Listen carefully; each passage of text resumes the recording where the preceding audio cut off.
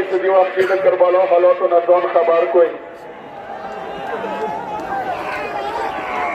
نو تاسو به کربلا ته غوږ واچوئ نو تاسو به یوه وړه وړه ژړا واورئ.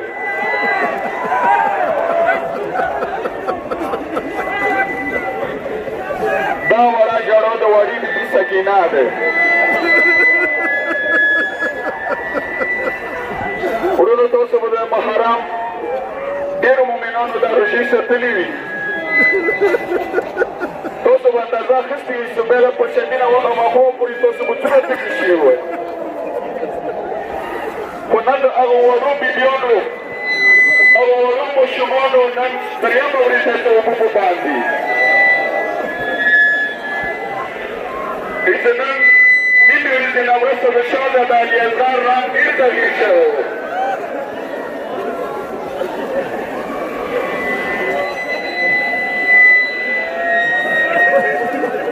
چې کله والې بیبیانې رجامو شینه شاه د علیزار رنګونې ته ودرېدې رویر یعنی چې شاه د علیزار رنګونې ته شپږ ورې بیبیانې ولاړې ټوله شپه تېرېده هغه نورې پنځه بیبیانې لوړې وړه زنګونې ولې سکینه ته پاتې شوه.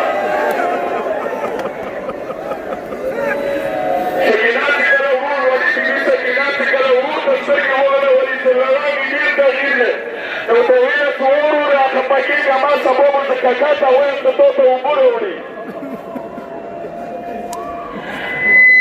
روید یایي چې وړې بیبي زنګو یې زنګوله اخري کې وړه بیبیا خو بېولې شوه. نن کربلا کې درو کسو خوبونه نه وکړل. یو مولا حسین خوب نه وکړو چې هغه نن شپه درو حصو کې تقسیمه کړه.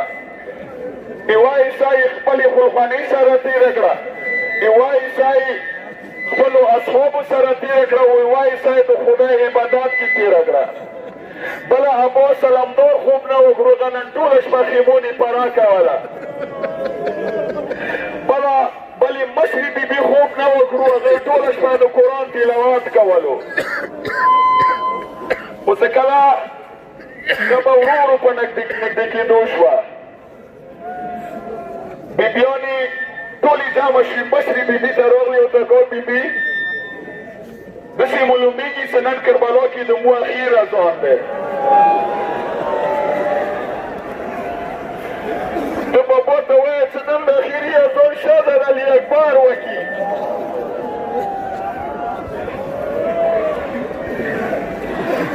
چې دې وخت کې شاه د علي اکبر خیمونه بهر وتلی وو، مدینې په نامې مخ راولی و. ځان سره جوړېدو ورته د خور ودې په یاد راغلي وې. چې کله دا پیغام مولا حسین ته ورسېدو نو هغې خپل پلار شاه د علي اکبر وغوښتو د کو بچیه د بیبیانو دا خواهشه دی چې نن اذان تو وکړه. شاه د علي اکبر ورته ویلې چې بابا ایما د نن خپله د موره خور ډېره یادېږي. ما اوس وعده کړې وه چې خور یې زه به تا پسې رسم، هغه به د ما انتظار کې وي. زه اذان کوم بابا مناسب یې ما ته وایه چې امام یې حکم وکړه چې ما اذان مدینې ته ما خور صغرا ته ورسوي. رویر یایي چې موږ سره یې راولې چې شاه د علي اکبر ډېر وږي چندو سره اذان شروع کړو.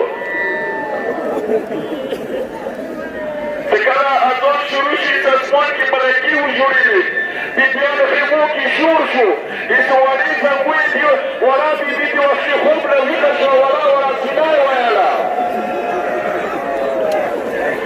چې کله دا اذان شاه بیبان مدینې ته ورسولو، بیبي چې کله دا اواز واورېدو غږ یې وکړو خپلې رمیه ام سلمه ته ورته وویل بیبي وانیا سره یې منربان دې داسې معلومېږي چې قافله راوړله.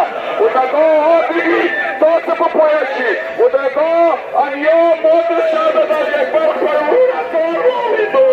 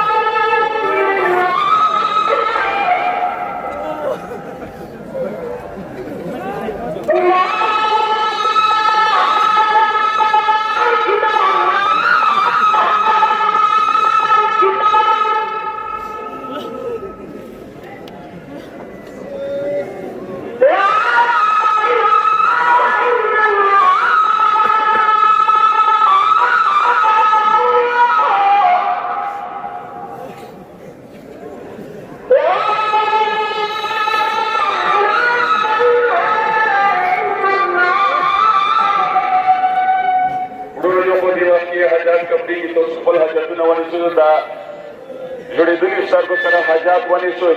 خو بله خبره دا دی چې تاسو اوس ولیدو د نن سبې لپاره شهزاده علي اکبر اذان کړی دی. کوشش وکړئ چې نن سبې اذان تاسو سره کړه لمونځ تاسو سره قضا نه شي. ژوڼو تاسو خامخا نن د سبې لمونځ خپل ټایم سره وکړئ چې شهزاده علي اکبر نه خوشحال شي. او نور بس دعا وکړئ ځان لپاره. زه ته دعا کوم خدایه مولا حسین له خاطره د شهزاده علي اکبر دغه وجو شند ځان له خاطره خدای دا ټولو حاجتونه پوره کړي. لیارو کې متزنا خلقونه زونه وکړو خدایه هغوی حاجتونه پوره کړي. خدایه هر څه حاجات یې پوره کړي. امتیاز حاجات لري آینده دپاره دوه پسونه نظر وخوستو خدای هر څه حاجات وي کور ته و شپو ته پوره کړي. یا الله کریمو خدای دا مومن بچی بیمار بھی سے حاجات داری ربی کرنے آپ مریضان سے شفای عاجل عنایت کو خدایا ہر سے حاجاتی پر آگیرات عزیز عبار حسین جابر حسین خدایا مشکلات آسان کی خدایا خلقنی محفوظ سلامات کی وسط آپ سے حاجاتی پر آئے گے. اسی طور سے اولاد نرندان اس تو خدایا ہر خدایا زر نظر ہوتا نیک اولاد